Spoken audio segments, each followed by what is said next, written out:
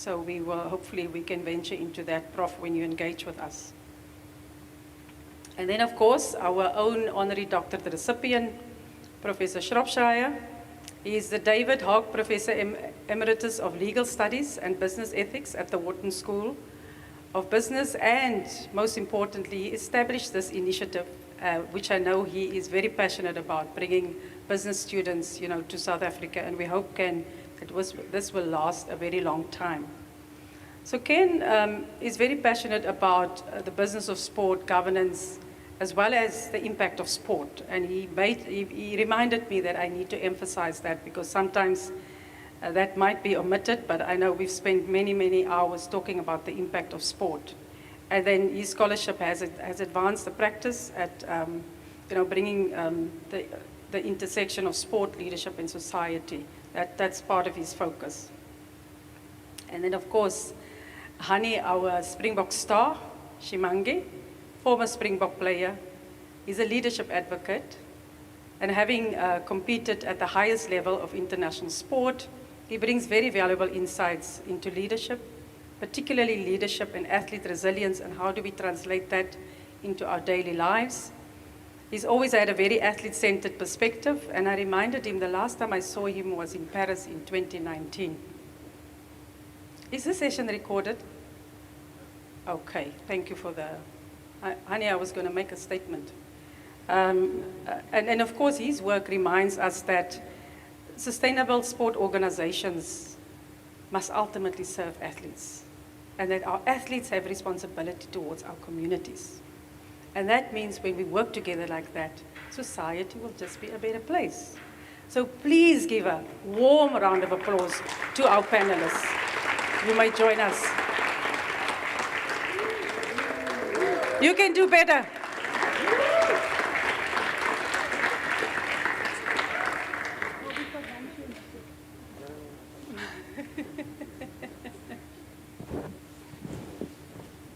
So to my South African colleagues, do you know our rugby star? Did you recognize him? Driekus, you are not shaky, you're not saying yes. Because I played with Driekus, that's why. A long time ago. Yes. Okay, so I'm going to facilitate the session where I will, direct at least the first question to our panelists, and then I'm going to move through the group, and I've got a couple of questions. So, like I said, there are two options. One, when I pose the question, you can raise your hand and interact, or two, I just go across and I give you the mic and you speak. You happy with that? Yes. Good. Okay. Ken, I'm going to start off with you. Your work examines the broader social and economic influence of sport across professional leagues, collegiate sport, university sport, Olympic sport, youth sport. From your perspective, what does meaningful and sustainable sport impact looks like across the different sport ecosystems? Well, thank you for a simple question to start off the conversation.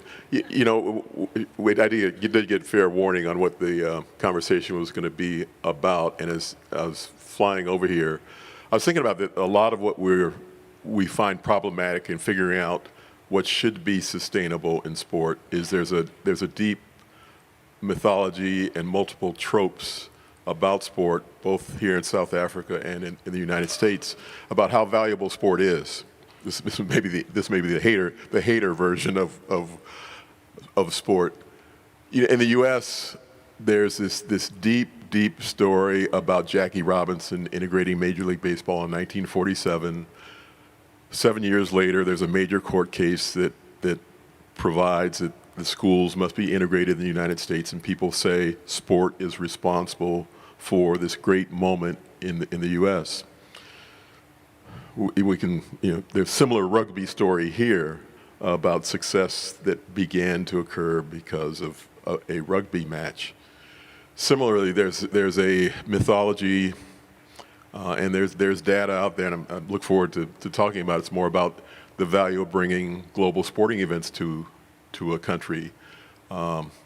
Interestingly, Olympics, it's a city, but it impacts a country, and then FIFA World Cup, it's a country or countries.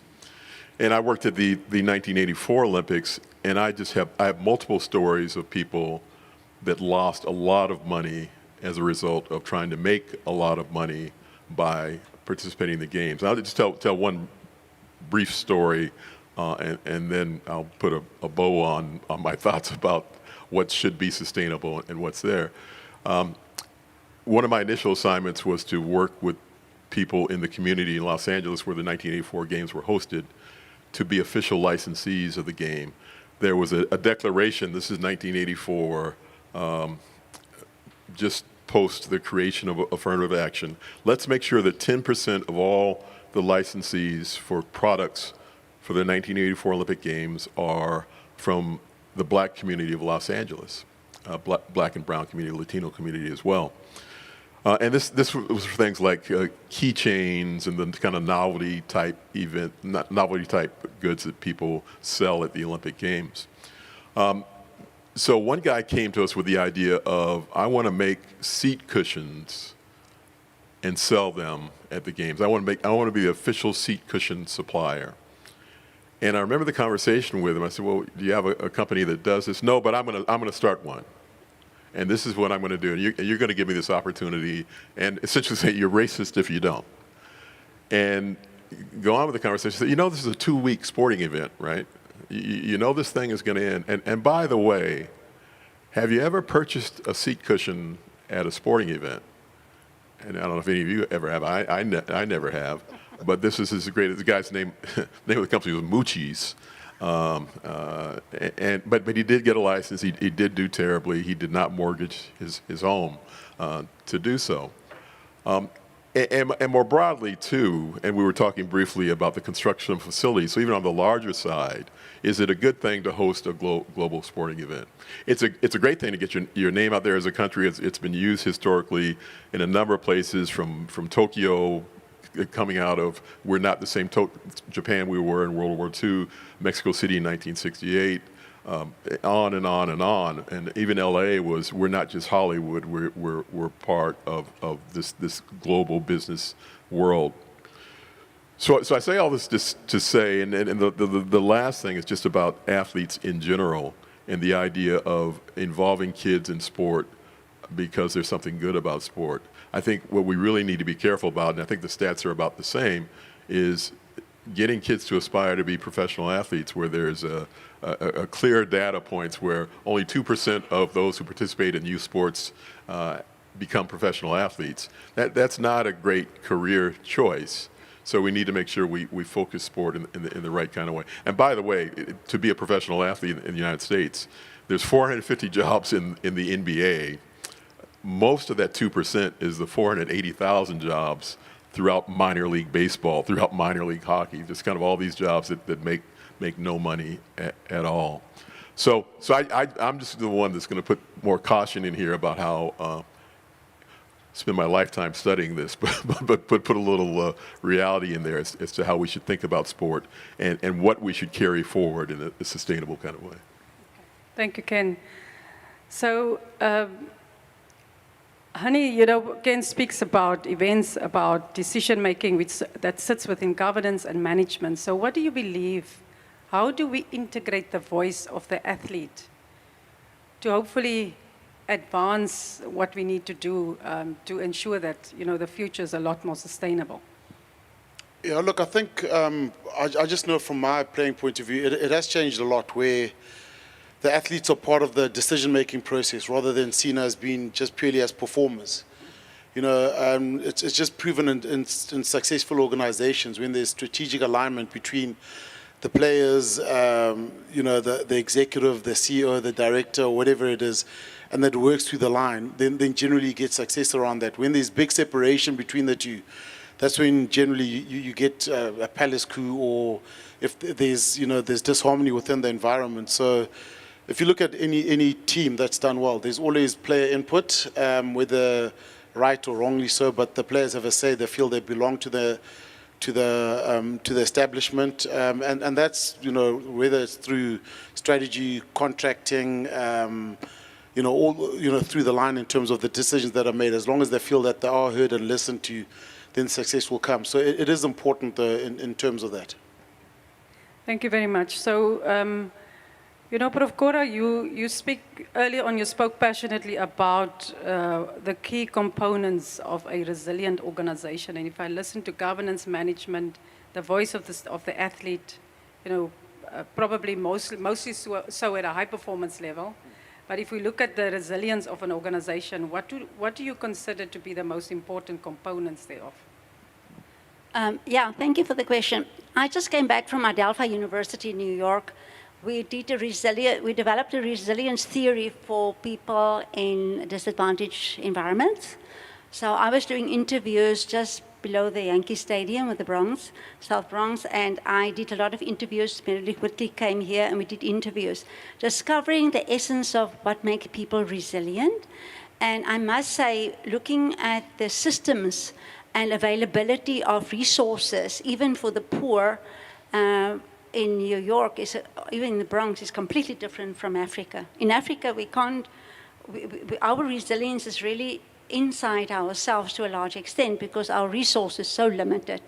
We've got such a lot of talent. So looking at organizations, I would think, even if we have a lot of critique, that your NGOs, your, I won't say charities, but these organizations are quite professional, the community level organizations, compared to our organizations. We've got a lot in the field of sport for development, but they struggle from year to year, 1 year grant here, a little bit grant there, and they scramble for a lot of funding. And then talking to business people, funders don't realize they only give money.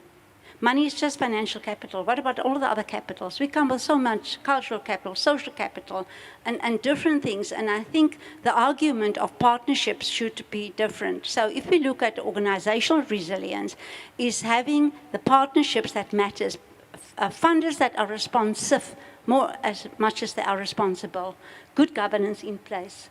But also looking at another continent, if you look at this, at how context is relevant. You look at Jamaica, you look at India, you look at all these contexts. Business people can contribute meaningfully. They can get the return on investments, but they should see the investment differently. They should invest in impact, they should invest in people, and they shouldn't, instead of invest in maybe possible white elephants and big stadiums, if the Africa is the recipient. So they need to invest wisely, that the optimal impact lies with the people, lies with organizations that become sustainable, that can wear the storms from year to year, and understand development as much more complex as, oh, I'm going to do something good. Doing something good is just not good enough. But the reality also is, Cora, that there are reasons why businesses don't want to invest. And I appreciate it if you borrow the mic to Vassil, because the next question is for him. So that means that somehow certain governance reforms need to happen, Vassil.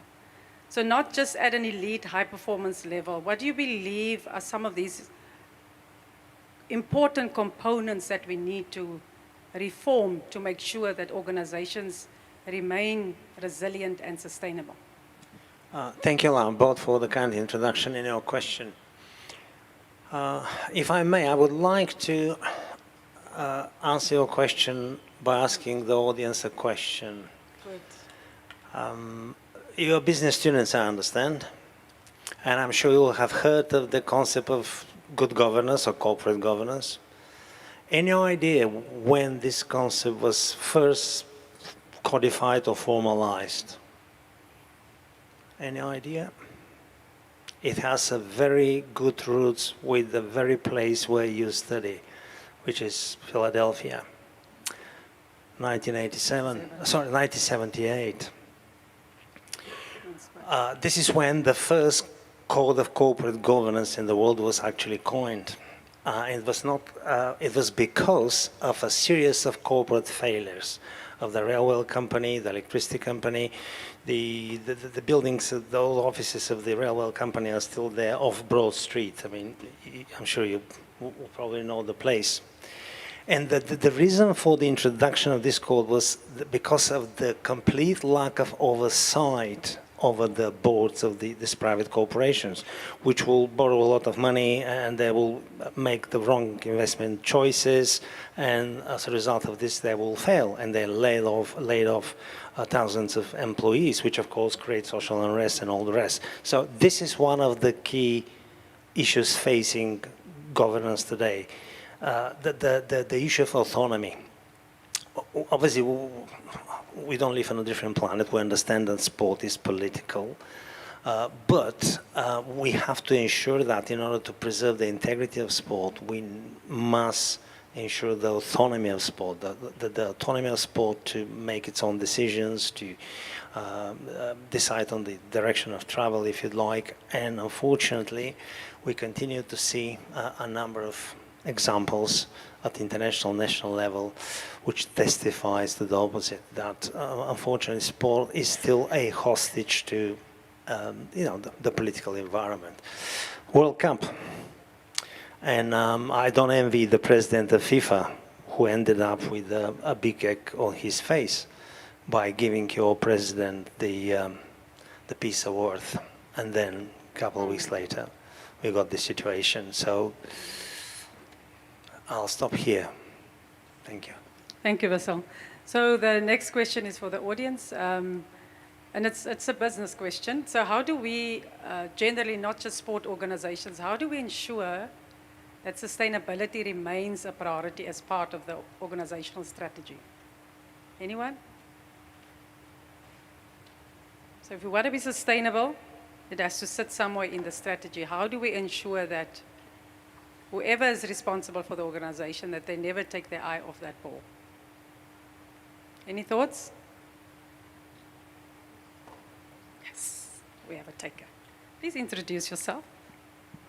My name is Boven. I'm part of WEMBA, a second year executive MBA student.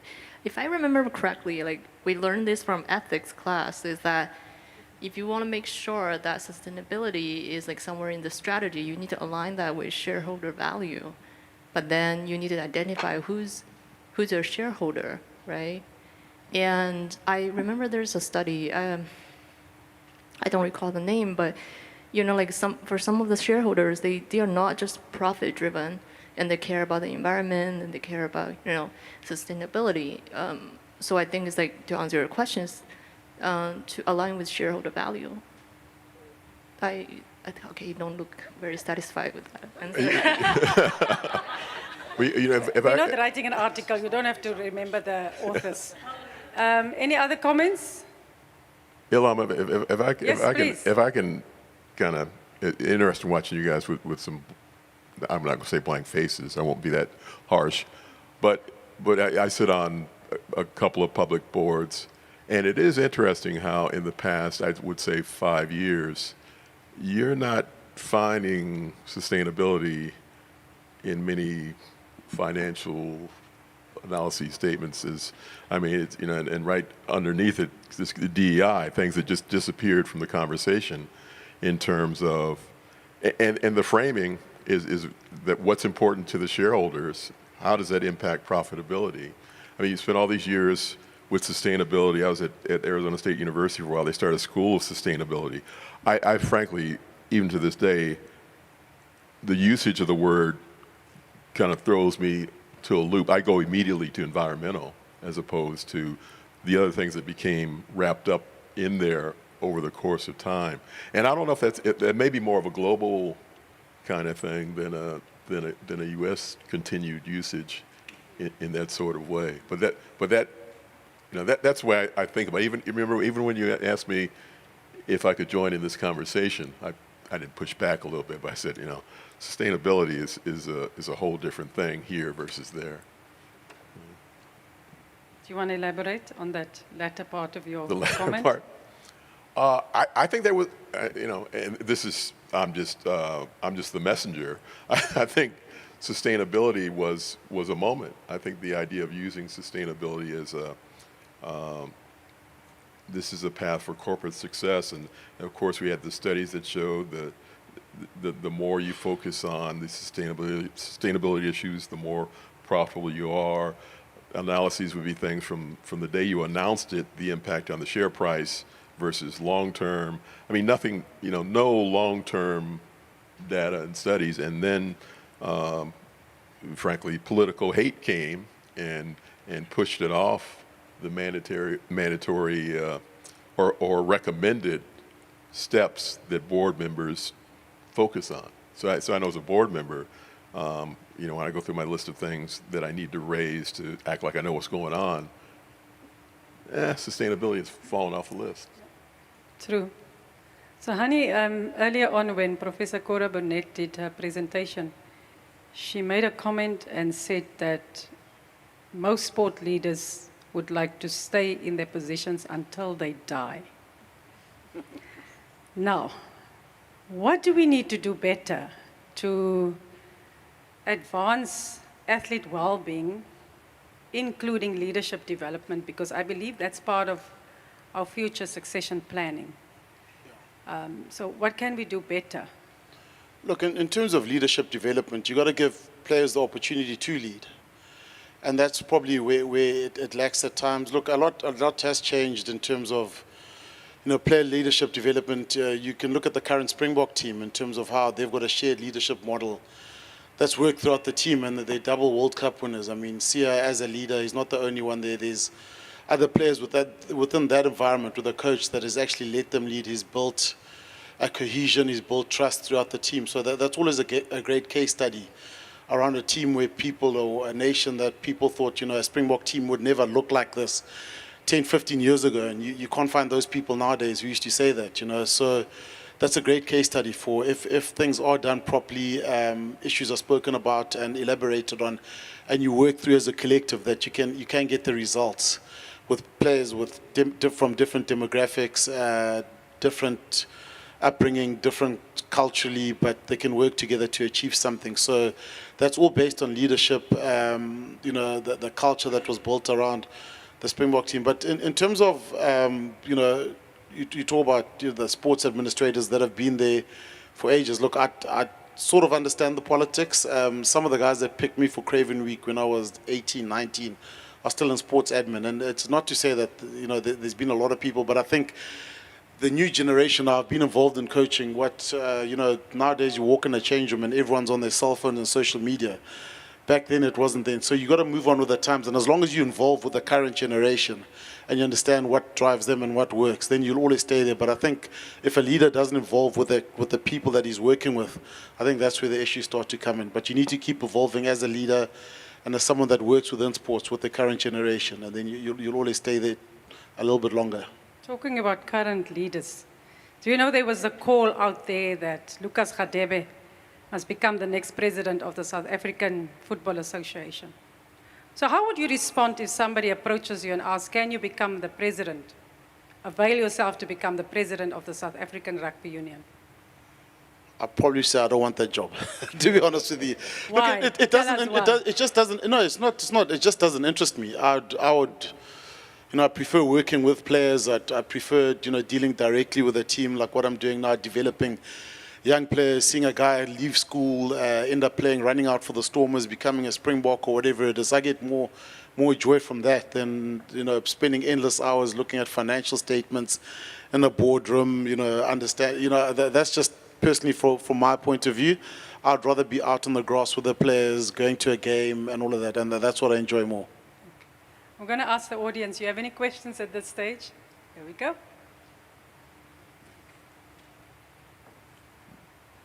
Hello, thank you for taking the time to speak with us today. My name is Rob. I'm a second-year MBA student at Wharton. My question is, I think I'm speaking maybe on behalf of all of us in that we know extremely little about South African sports. And so when we speak about a lot of, I think solutions in general, big themes have been talked about, but I'm having trouble understanding what are uniquely the specific problems you're speaking about. Are you speaking about corruption in the FIFA World Cup? Are you speaking about racial disparities in players, racial disparities in management, post-apartheid reconciliation within the sports industry? I'm having procurement fraud. I'm having trouble understanding, what are the actual uniquely specific problems that you all are speaking that we need solutions for and improved governance for and improved sustainability for? Excellent question.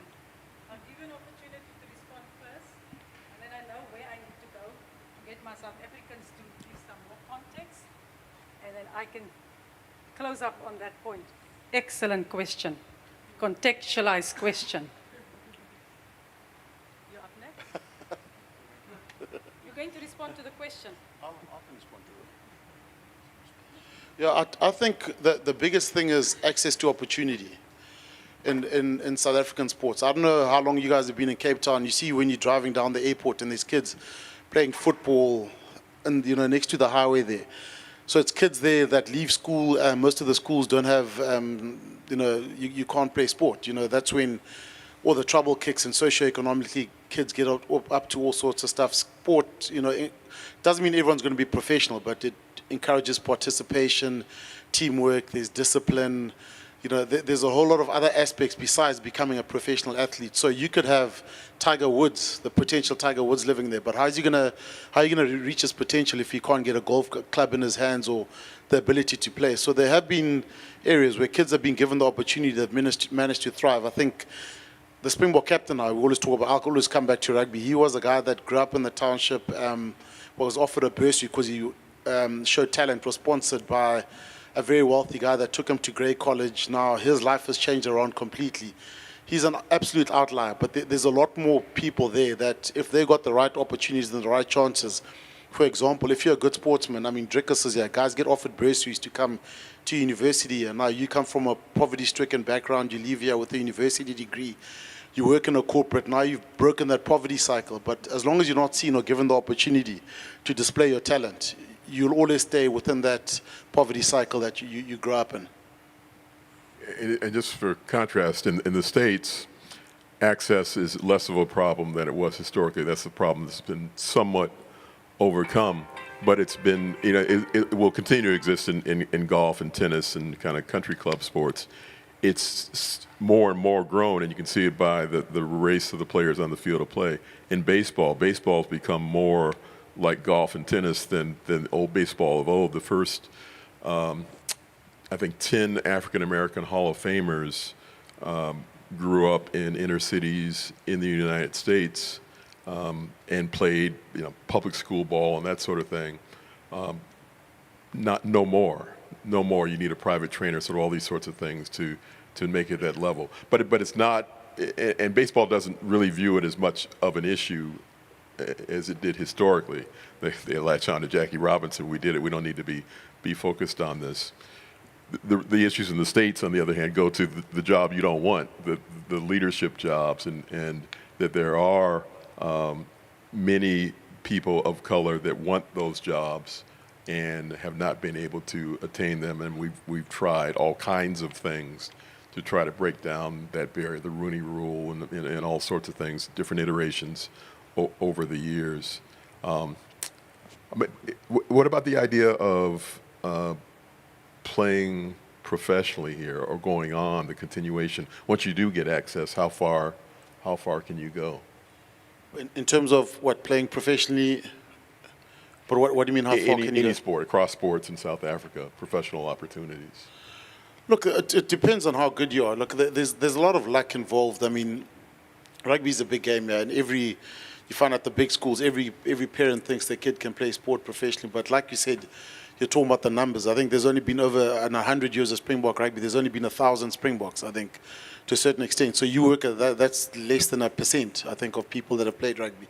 But there's other opportunities in football and other professional sports. But the reality is, in as much as they're not getting paid like the American football players or NBA players. It's nowhere near. So it's just 10, 15 years in your life where you can do it professionally, but you need to develop yourself outside of the sport, and that's where the issue comes. And that's a big. So the athlete well-being, the balanced lifestyle in terms of you're not over-investing in sports. You actually need to study.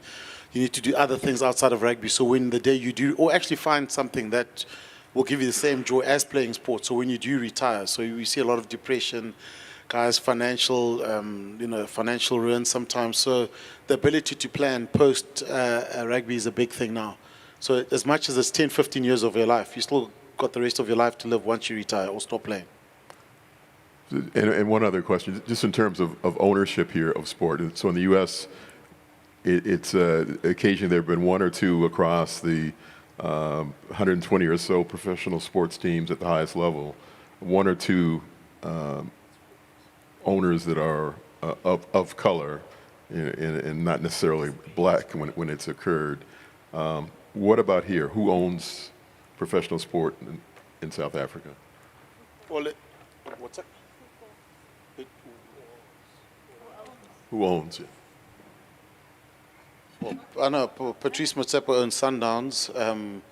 The Matong family owns KZN. You won't know these people, but it depends. Football, Maybe there's it's- different families and different. What race are the families that Football would be black and rugby probably be white. Football as in soccer. Yeah. Am I right? Soccer, yeah. we were prepared for that. I'll I think say the American thing I'm talking- football. In American football, I'm talking about soccer, yeah.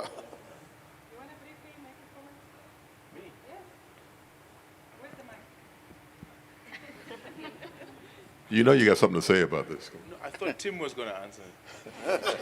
was going to ask a question. Look, I mean, I don't know where everyone is in terms of their level of understanding and appreciating the dynamics of sport, of South African sport. So maybe it's best to hear more questions from the group so then we can help everyone get to the same level. Yeah.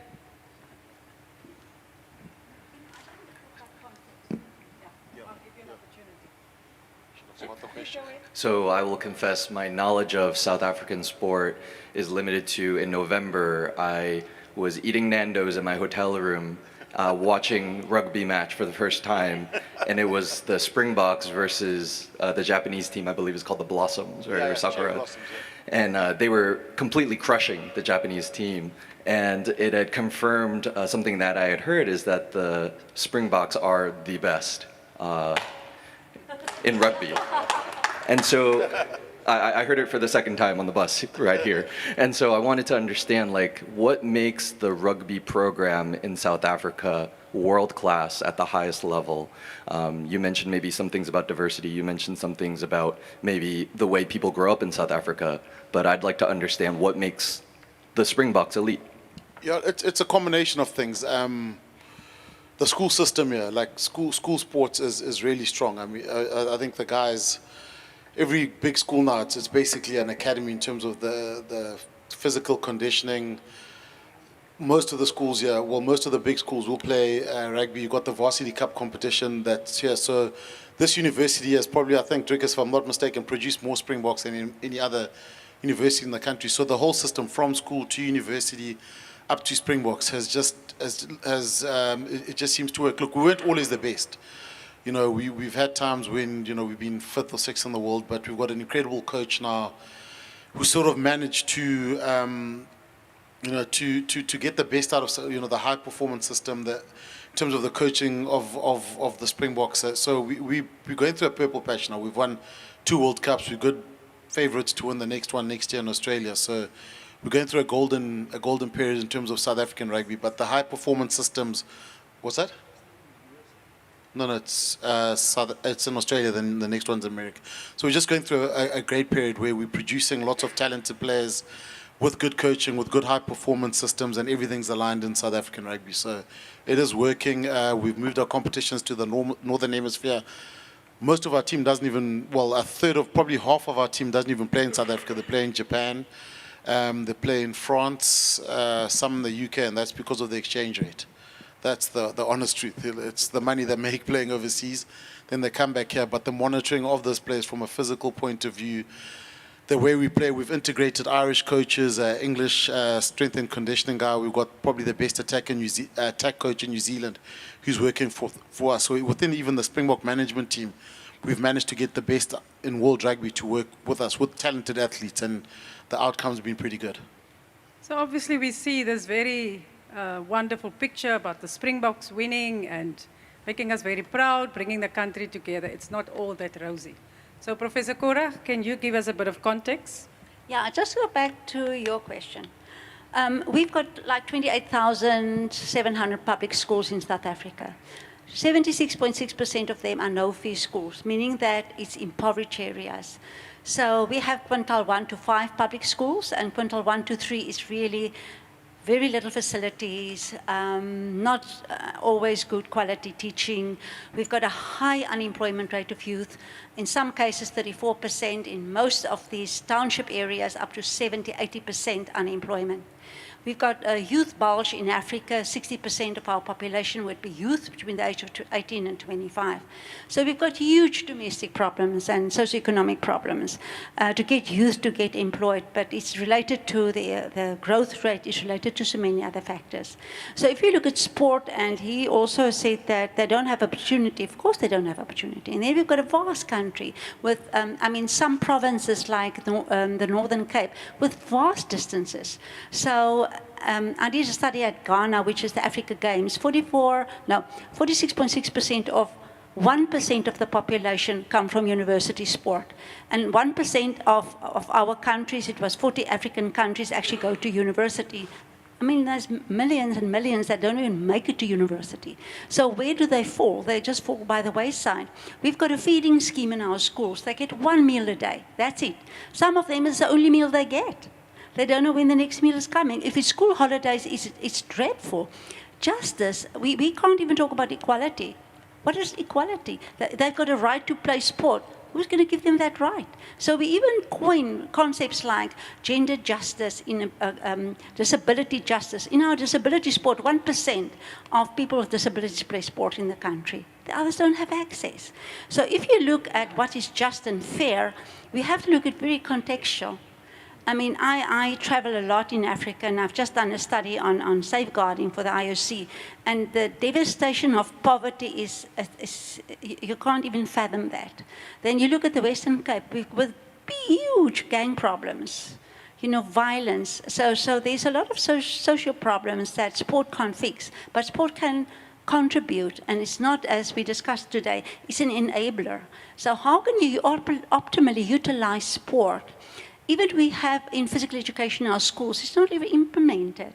Yet they have NGOs coming up and outsource some of the so it's a broken system within a broken system that you need to fix the systems. Yet it has consequences. Yet, I believe, Prof. Cora, and you and I have interesting discussions around this. You spoke to us earlier on about resilience, so amidst all of these, I believe that South Africa is the best global performing nation in sport right now. Anybody can contest me on that one. I'll give you the facts. I can see you have a follow-up question. I saw you taking the mic, so you may go ahead. No, I don't. I just wanted to, I don't want to agree on the greatest sporting nation in the world. That's a whole different conversation. But I do want to agree on, for kind of a positive turn in my initial comments.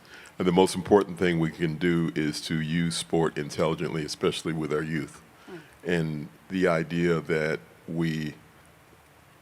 there's this old, I forget who said it, but a kid can spend all the time in the world trying to become the next great Springbok, all that effort, and then not make it, and they spend all that time. What do they have if there's been nothing else supporting them along the way? Where if a kid spends all of his or her time trying to be the next president or a corporate executive and they fail, there's a lot of places to stop along the way. So it's figuring out how to mix that. But when you use the hypnosis of sport to get a kid involved, to capture all these other opportunities, to teach them all these other things you need to be successful in life. I mean, to me, that's, what do you want to sustain? What do you want to keep going? You want to elevate the places where we see that happening the right way. I mean, it's interesting when you refer to how much money there is in the States with these different sports franchises. The Miami Dolphins were just valued at $12.5 billion, just an incredible number. So the important thing isn't, as we've talked about with MTN and other places, what do they do with that profit? Where does it go? And do they spend it in the right kinds of ways? Vassil, you started off with the global pressures, and then you said you're going to pause. And now you can't pause. You have to proceed with your comment. So there's all of this happening in the world, and we need to make sure that we stay relevant, that we stay focused, and we do what we need to do to make sure that sport certainly does play that role of making a difference. So some insights from you?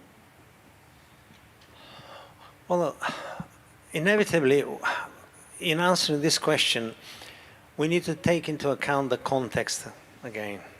So Cora has just described the specificity of the South African context. So in order to answer this question, you need to locate it in the context of South Africa. In the United States, you have a completely different story. You don't have federal government involvement in sport at all. There is no such thing as a national sport policy. Doesn't exist in the United States. In Europe, we have a different model. In the United States, it's really, really highly commercialized, everything, sports. And I would argue about the opportunities available to people because they are contingent, most of those opportunities are contingent on your ability to pay. Okay, so if you can pay, obviously, yeah, you can send your kids to classes to play sport and all the rest. Not to mention the quality of some of those classes and the kind of service that is offered. And I guess I'm speaking from personal experience as well, because my grandchild lives in Philadelphia, and I have seen firsthand, for example, the services offered in skating, in football, in karate, and all the rest. And if I had the power, I would have fired, most of those coaches, because clearly and by the way, we have the same situation in the UK. When you can become a coach after going on a weekend course on Saturday and Sunday, and on Monday you can coach kids. And guess, the amount of damage you're going to inflict on those kids, because you have no idea what it actually takes to. It's not just the enthusiasm and the love of kids. You need to understand what it is you're doing. So I wouldn't want to paint a gloomy picture, but again, we need to be, in answering this question, we need to take into account, we need to consider the specificity of the local context and the aims and aspirations of different countries. In the UK context, the strap line, if you like, of the sports development at the moment is to tackle inequality. Because finally, for the first time in 2020, we have recognized that if we're really serious about giving people the opportunity to participate in sport, we need to tackle the underlying problems of inequality. So there is a public policy recognition of this, and a lot of money have been invested in addressing, different aspects of this. You have the same situation in Scandinavian, other European countries, but certainly not in other parts of the world. Okay, question for the group. You've heard all of the global pressures, the challenges, etc. You're studying business, you must give us sport people a few tips. So within the next decade or two, what do you believe would be the most important leadership qualities that we would have to invest in or have to make sure that sport in future or any business remains sustainable and successful? Anybody?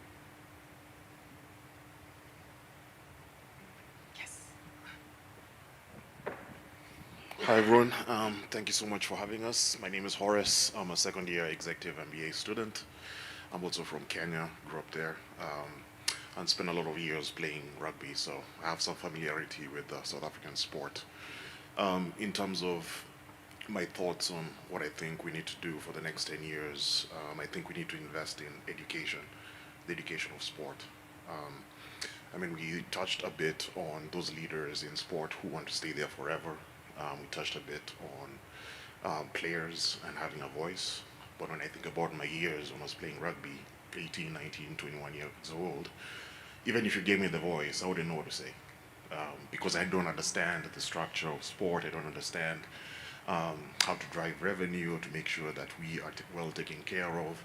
So I think that piece of educating everybody across the value chain is what we really need to focus on.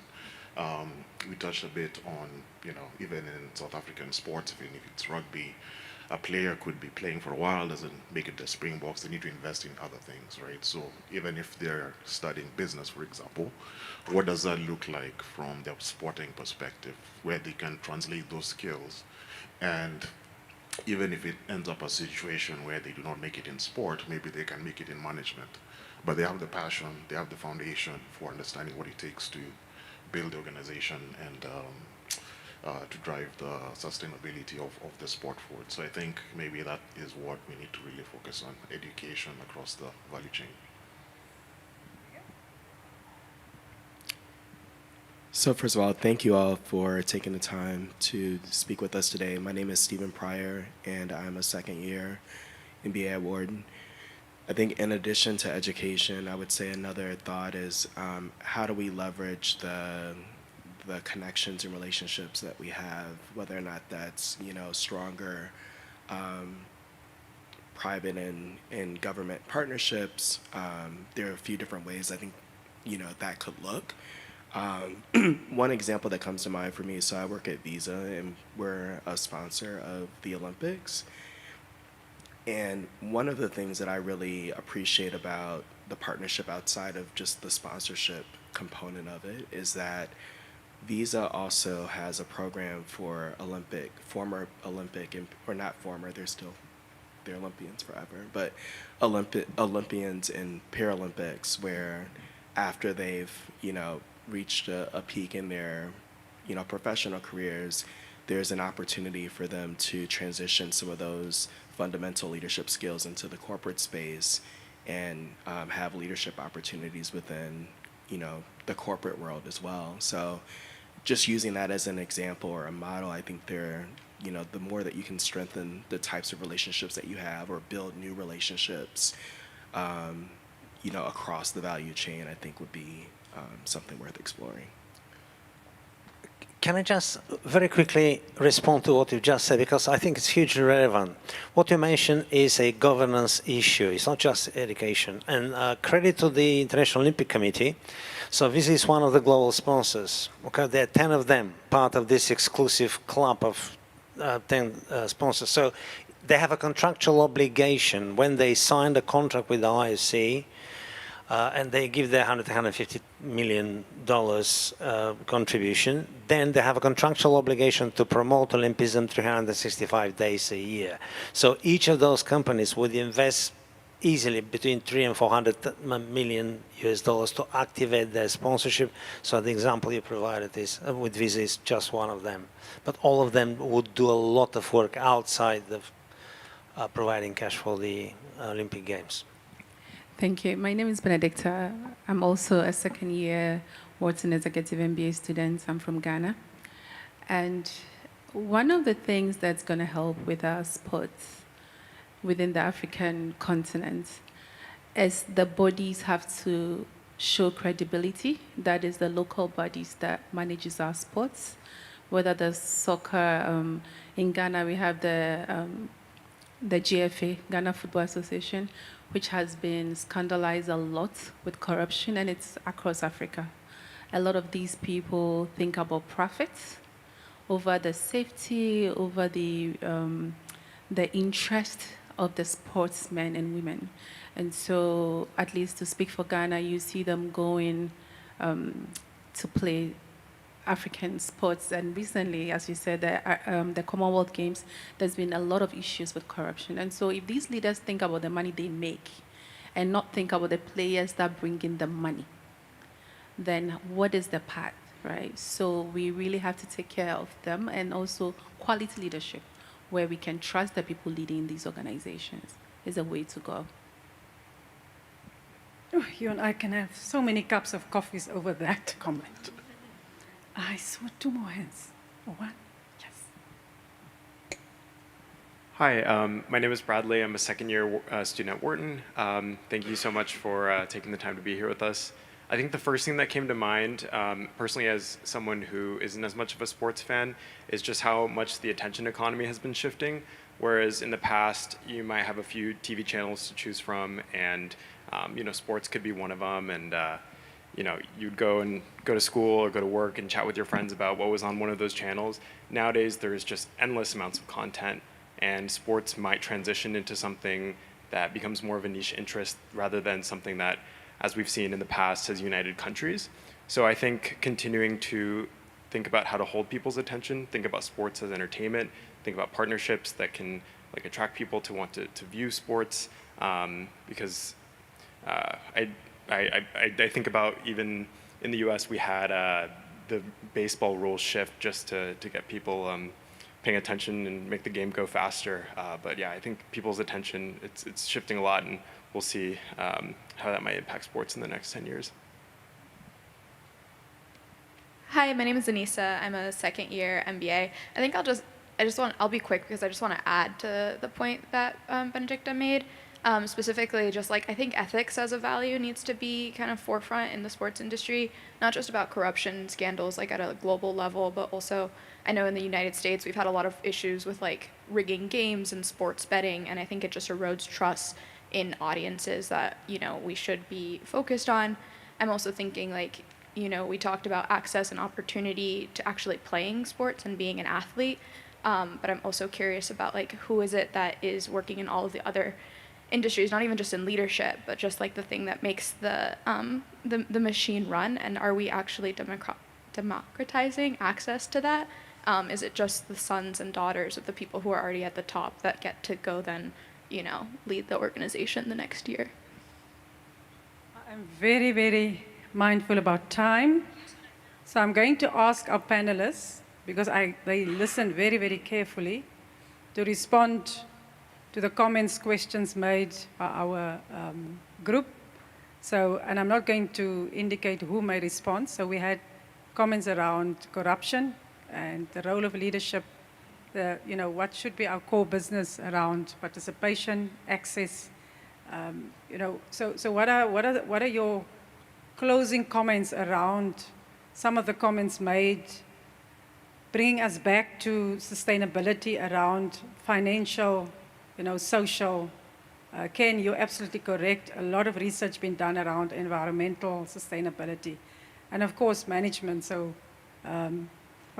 just some feedback to the comments. Anybody?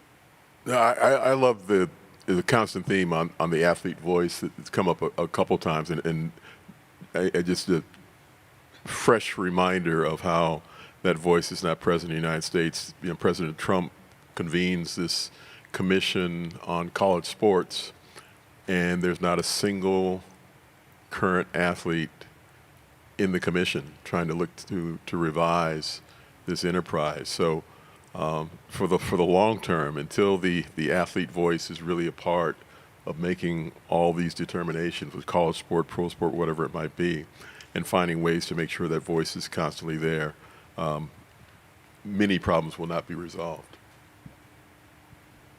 Yeah, look, I spent some time in Kenya with KCB Rugby Club, so I sort of understand Kenyan rugby to a little bit, but I just sometimes wonder if the structure and the once you have voting within a sports environment, then there's I just get the feeling that, you know, sometimes that doesn't work, because you vote for the person, not the right person. You vote for someone that's going to give you something back, and how does that serve the athlete? So corruption in sports, it's all over. You know, I think the FBI raided the FIFA offices a couple of years ago. We still got court cases going on from the 2010 Football World Cup, money that was meant to be directed at sports development. Those kids you see that aren't playing sports, that money was stolen or whatever it is. So it is an issue. It's a global issue. It's terrible, and it all comes down to leadership and having the right people there. And unfortunately, it's ongoing. Sometimes it's the wrong people that are there. So I just wonder if the structures and you know, having the right people are there. You vote for the person that's from a club or from this area or whatever it is, not because he's the right person, not because he's the right person, because he's your friend or he's promised X, Y, Z, if you vote me in, and all of that. So maybe the system isn't right, because then it actually allows corruption. I've never seen one of these guys being accountable for what they do, and the rundown effect that it has. They don't realize that you're actually taking an opportunity from a young kid that can grow up to be something. Look, we're talking a lot of negativity, but also I think what's happened, there's some great, you'll know about some of the great community clubs we have in South Africa. For me, sports creates a sense of belonging. And, you know, a kid's not going to join a gang if he's playing sport at the side of a field and he's playing with his friends and he's having fun on a Saturday. He's with his friends and he's playing sports. So it creates that sense of belonging, that you belong to another family. There's someone that will look after you. There's, something that you can smile about, something that you can look forward to outside of your hardships in life. So the sense of belonging from sports must never be taken away. Not everyone will be professional, but a kid that wakes up and puts on a football top or whatever it is and goes out to play, at least it makes sure he's off the streets and he's doing something good.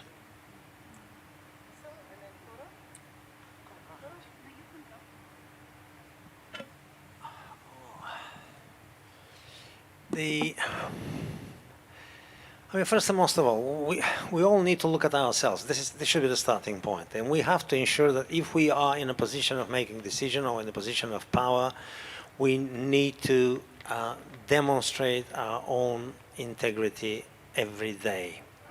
I'm sure you will all have heard or seen or read stuff from Henry Mintzberg. You are business students, you will have heard of Henry Mintzberg. If not, have a look at one of his books, which I think was called Managing, published a few years ago.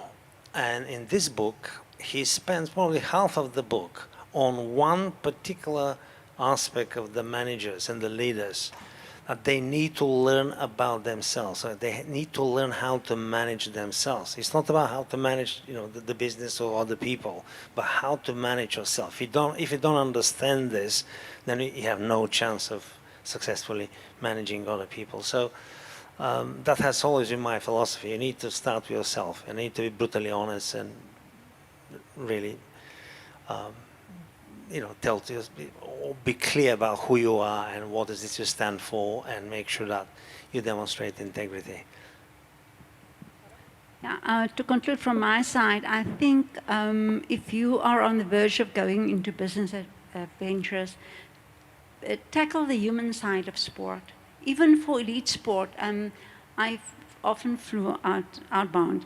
So there's a lovely documentary on the weight of gold, where athletes committed suicide because of the mental stress and because of being up there, and they just couldn't cope with that. So it's not all rosy when you're a top athlete.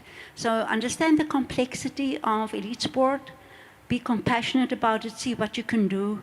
Have programs, CSR programs, and being strategic in looking after human beings in a compassionate, caring way. I think that would make the world really a better place. Then looking at development programs that matters to the people that's going to benefit from it.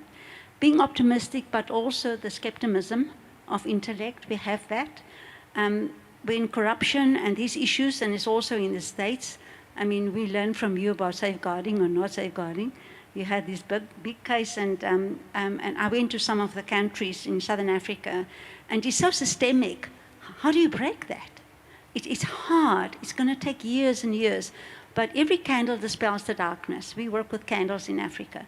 So I think if you can make a difference where you are, knowing yourself, and see how you can touch human beings in a meaningful, responsive, kind way, have compassion for the top athletes, have compassion for the people that don't have access, and just lead your life in such a way that you matter, and what you do matters. I think that for me is the key. 10 years, 20 years from now, in closing, what would be an important aspect that will ensure not just sport, but organizations globally remain resilient and sustainable? Anya? Having the right people in the first place. I think that's always the starting point. If you've got good leaders that are considered, compassionate, that care, and they realize that you got to do what's right for the people within the organization, and understand the purpose. It's the reality is leaders are there to serve, and as long as you understand that, then the rest will kick in. So for me, it's get the right people there that have got good hearts and willing to do the right thing, then everything else will kick in after that. Yeah, you have to be, even though I'm in Mr. Downer, you have to be optimistic about the enterprises themselves and the people make the enterprises. There's in the States, especially in the 80s, there was a particular focus on some of the racist owners in baseball in particular. There's a woman named Marge Schott who owned the Cincinnati Reds, who used every kind of racial epithet about her players, calling Eric Davis one of her $1 million N-words and sort of all this stuff. And we spent a lot of time trying to figure out, well, what do we do? How do we get rid of her? How do we get her out of this thing?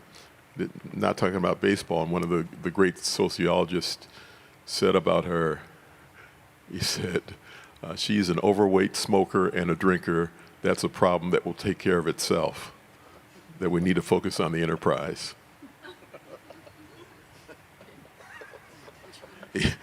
The press tried to call him the day she passed away, and he did not respond. Well, I personally believe that we're in the process of reconsidering the current model of sport. And if you look at the Youth Olympic Games, which was an enterprise coined by the International Olympic Committee with the view to test a different format of sport. For example, mixed team, to give chance of local sport to be on display, not necessarily the standard menu of 28 sport on the program of the Summer Olympic Games and the 7 sports on the program of the Winter Olympic Games. The question to me would be whether the current leadership of the International Olympic Committee, International Sport Federation, will have the guts to actually see this through, because they will have to make some tough decisions if they're really serious about sustaining sport, because the current model of sport is unsustainable. Yeah, I think if you look at the root of corruption is either money or it's politics.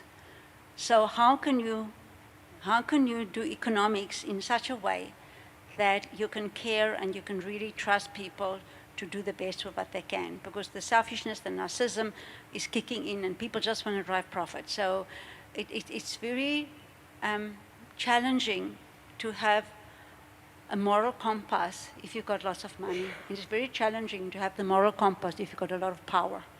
So I think it's to manage the power differently, looking at the models in place and know better about other people and know that nobody knows better, everyone just knows different, and tick into that. Thank you. Can we give a round of applause to our panelists as well as everybody that have raised some points and questions. And today's discussion reminds us that in the sport ecosystem, in the world, everybody matters.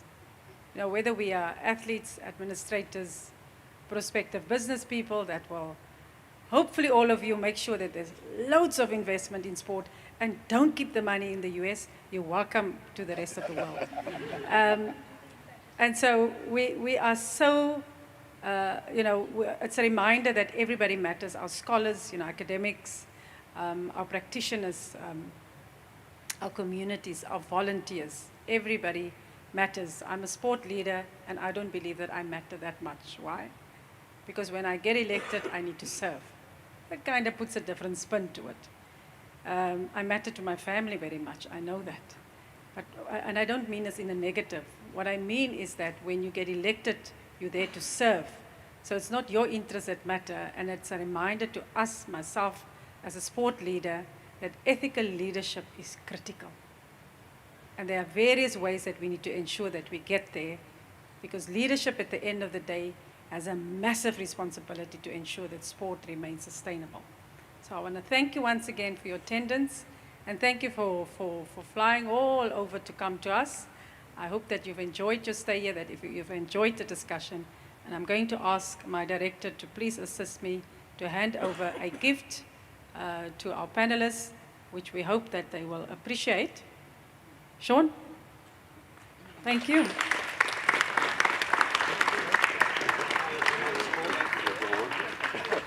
So this is a product of Stellenbosch University. And then we also would like you to stand so that we can just take a picture. You don't have to, just with a gift, you don't have to do that. You can put it aside. Yeah. Thank you very much. Just to say thank you. Thank you. Yeah, you can put the gift down and then you can pose for a picture for us. Please give us your best smiles.